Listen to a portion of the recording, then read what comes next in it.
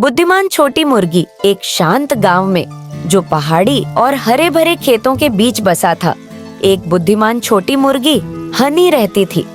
अन्य खेत के जानवरों से अलग हनी की एक जिज्ञासा थी जो उसे विशेष बनाती थी। वह अपने दिन खेतों में बीज चोंच से कुतरते हुए, लेकिन हमेशा अपने चारों ओर की दुनिया को ध्यान से देखने में बिताती थी। एक सुबह जब हनी पुराने ओक के पेड़ के पास जमीन को खोद रही थी, उसने किसान को यह कहते हुए सुना कि गांव में भयंकर सूखा आने वाला है, फसलें सूख जाएंगी और खाने की कमी हो जाएगी। अन्य जानवर अपनी रोजमर्रा की जिंदगी में लगे रहे, संकट के इम्पेंडिंग के बारे में अनजान। हालांकि हनी समय बर्बाद करने वाली नहीं थी।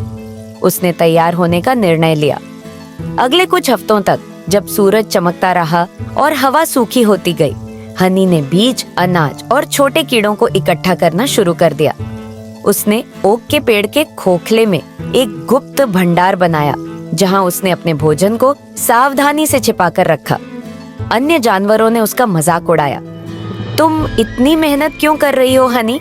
अभी तो खाने की कोई कमी नहीं है, गायें और बकरियां बोली। यहाँ तक कि मुर्गा अपनी गर्वित कर्कश आवाज में उसका मजाक उड़ाते हुए बोला, तुम अपना समय बर्बाद कर रही हो। लेकिन हनी निरंतर अपनी तैयारियों में लगी रही। फिर सूखा आ गया, घास भूरी हो गई, नदियां सूख गईं और फसलें उगने में विफल रहीं। जल्द ही खेतों में कोई भोजन नहीं बचा और जानवर भूखे रहने लगे। एक एक करके वे हनी के पास आए। उनकी गर्विता अब डेस्परेशन में बदल चुकी थी। हनी, तुम सही थी, उन्होंने स्वीकार किया। हम भूखे हैं, क्या तुम हमारी मदद कर सकती हो?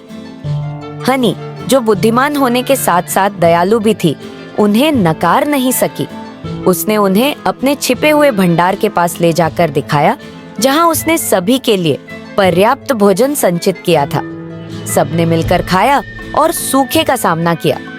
जैसे ही बारिश वापस आई और गांव में जीवन सामान्य हो गया, जानवरों ने महसूस किया कि यह कितना महत्वपूर्ण है कि हम किसी भी छोटे स्रोत की बुद्धिमत्ता को सुने।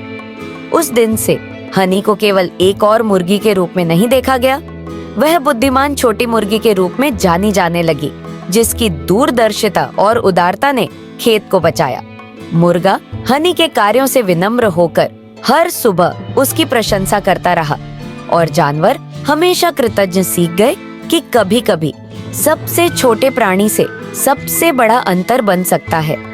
इस प्रकार हनी खुशी से जीती रही, सभी द्वारा सम्मानित, यह जानकर कि सच्ची बुद्धिमत्ता किसी प्राणी के आकार में नहीं होती, बल्कि उनके दिल और दिमाग की गहराई में होती है।